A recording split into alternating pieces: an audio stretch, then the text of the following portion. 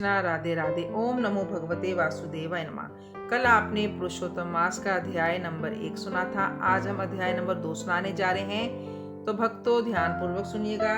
सूत जी बोले, राजा परीक्षित के पूछने पर भगवान शुक द्वारा कथित परम पुण्यप्रद श्रीमद् भगवत गीता सुखदेव जी के प्रसाद से सुनकर और अनंतर राजा का मोक्ष भी देखकर अब यहाँ यज्ञ करने को उदत ब्राह्मणों को देखने के लिए मैं आया हूँ और यहाँ यज्ञ में दीक्षा लिए हुए ब्राह्मणों का दर्शन कर में कृतार्थ हुआ। ऋषि बोले, हे साधु, अन्य विषयों की बातों को त्याग कर भगवान कृष्ण द्वापेन के प्रसाद से उनके मुख से जो आपने सुना है वही अपूर्व विषय है। हे सूत, आप हम लोगों से कहिए, हे महाभाग, संसार में जिससे परे कोई सार नहीं है, ऐसी मन को प्रसन्न करने वाली और जो सुधा से भी अधिकतर हितकार है, ऐसी पुण्य कथा हम लोगों को सुनाइए। सूत जी बोले, विलोम से उत्पन्न होने पर भी मैं धन्य हूँ, जो श्रेष्ठ पुरुष भी आप लोग मुझसे पूछ रहे हैं।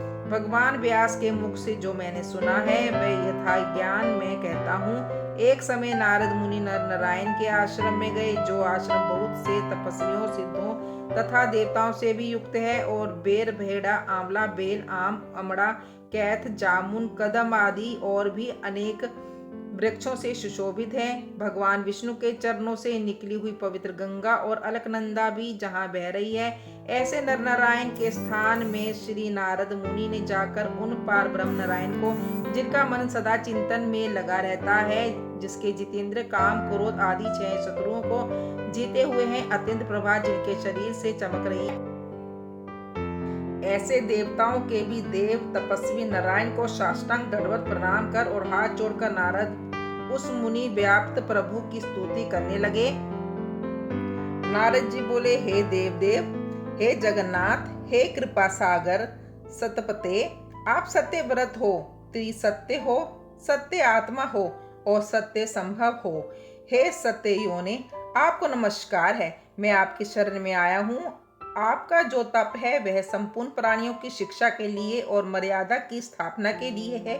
यदि आप तपस्या ना करें तो जैसे कलयुग में एक के एक पाप करने से सारी पृथ्वी डूबती है, वैसे ही एक के पुण्य करने से सारी पृथ्वी तरती है। इसमें तनिक भी संशय नहीं है। पहले सतयुग आदि में जैसे एक पाप करता था तो सभी पापी हो जाते थे, ऐसी स्थिति हटाकर कलयुग में केवल कर्ता ही पापों से लिप्त होता है। यह आपके तप की स्थिति है। हे भगवान, कली में जितने प्राणी हैं, सब प्राणियों में आसक्त है, स्त्री पुत्र ग्रह में लगा है। चित्त जिनका ऐसे प्राणियों का हित करने वाला जो हो और मेरा भी थोड़ा कल्याण हो, ऐसा विषय विचार कर केवल आप ही कहने के योग्य हैं। वही आपके मुख से सुनने की इच्छा से मैं ब्रह्मलोक से यहाँ आया हूँ।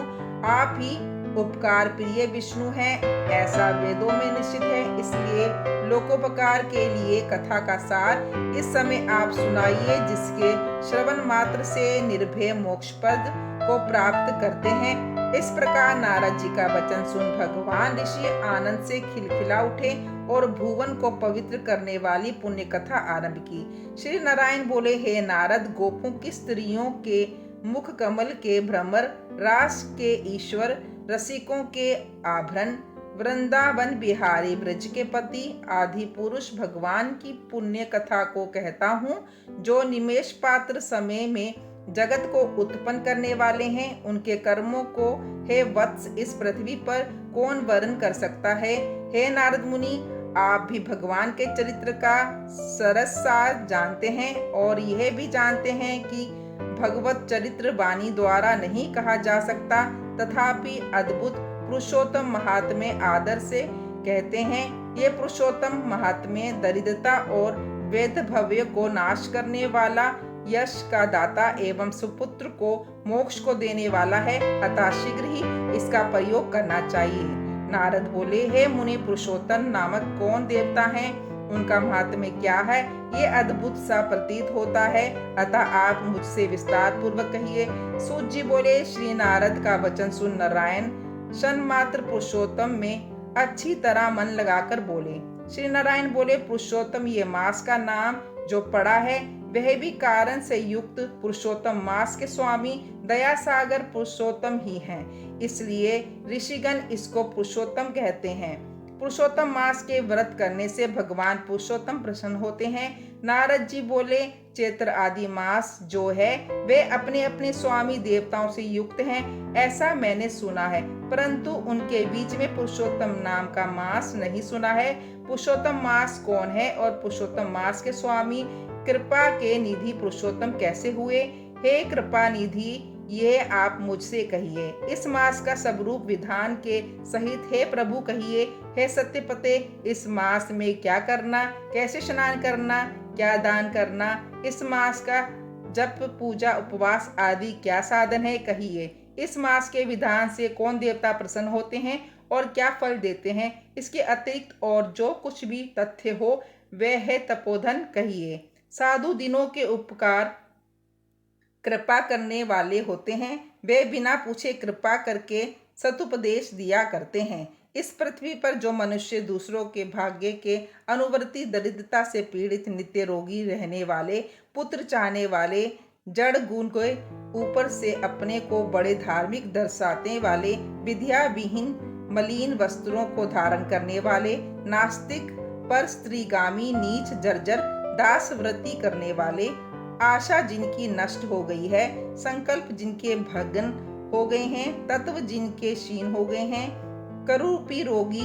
कुष्ठी, टेढ़े मेढ़े अंग वाले, अंधे, इष्ट वियोग, मित्र वियोग, स्त्री वियोग, अप्त पुरुष वियोग, माता पिता विहीन, शोक दुख आदि से सूख गए हैं, अंग जिनके अपनी इष्ट वस्तु से रहित उत्पन्न हुआ करते हैं, किस अनुष्ठान के करने से सुनने से पुनः उत्पन्न ना हो, हे प्रभु ऐसा प्रयोग हमको सुनाइए। वैधव्य, बंधायोष, अंगहीनता, दुष्ट व्याधियां, रक्तपित्त आदि, मिर्गी, राज्य क्षमादि जो दोष हैं, इन दोषों से दुखित मनुष्य को देखकर हे जगन्नाथ मैं दुखी हूँ, अतः मेरे ऊपर दया करके हे ब्राह्मण मेरे मन को प्रसन्न करने वाले विषय को विस्तार से कहिए। हे प्रभु आप सर्वज्ञ हैं, समस्त तत्वों के आयतन हैं। सूची बोले, इस प्रकार नारद के परोपकारी मधुर वचनों को सुन कर देव नारायण चंद्रमा की तरह शांत महामुनि नारद से नए मेघ के समान गंभीर वचन बोले। तो भक्तों, ये थी पुरुषोत्तम मास की महात्म नंबर 2। अब हम मिलते हैं तीसरे महात्म्य में। तब तक के लिए राधे राधे, हरे कृष्ण।